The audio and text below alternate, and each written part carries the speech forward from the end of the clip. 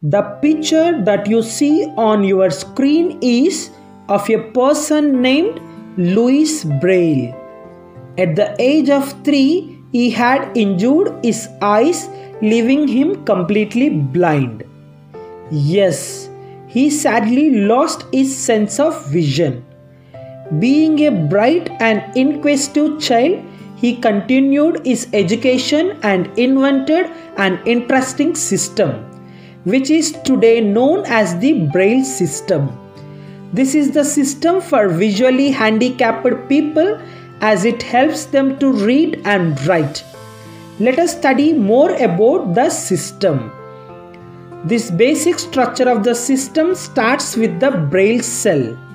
As you can see, it's a cell with 6 dots arranged in 3 rows and 2 columns. These cells are named as 1, 2, 3 from top to bottom on the left and 4, 5, 6 from top to bottom on the right. Now on a piece of paper, some or all these dots are slightly raised above their position. This is for the visually handicapped people to feel these dots using their sense of touch. So this was just one Braille cell. There are many on the pieces of paper that can be used to form long sentences and numbers. The dot height, cell size and cell spacing are uniform throughout. The dot height, cell size and cell spacing are uniform throughout. Coming back to the single cell, how many patterns do you think can be formed from one single cell? This can be one, this can be another, this is one more, and so on. How many patterns do you think can be formed there?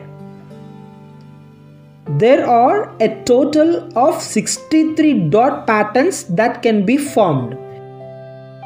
If we assume no dots raised to be one pattern, then 64 patterns can be formed. Each dot pattern can represent letters, combination of letters, a full word or some symbols. Here is the list of combination of dots representing the things mentioned above.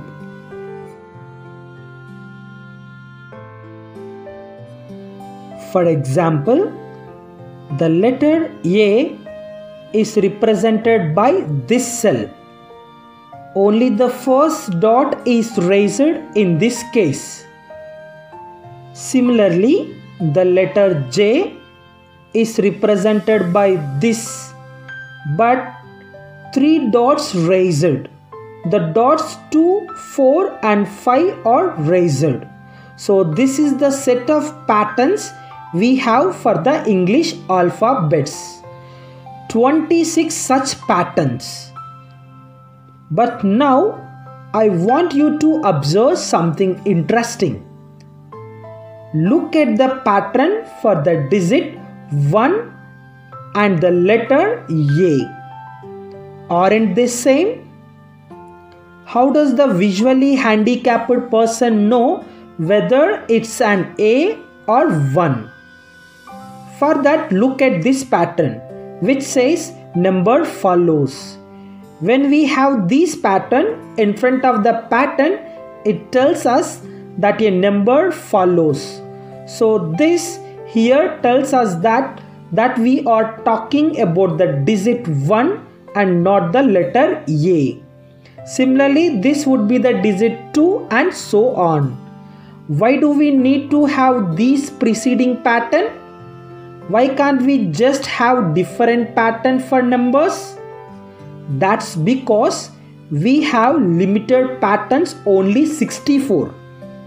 If you remember, so just with this one pattern of number follows, we saved 10 more patterns for the digit 0 to 9.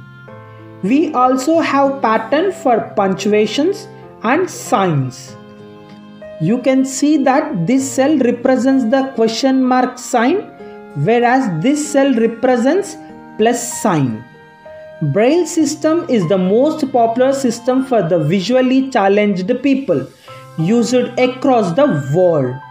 Braille text can be produced by hand, or nowadays it is produced using specific typewriters as well. Thank you. Thanks for watching the video.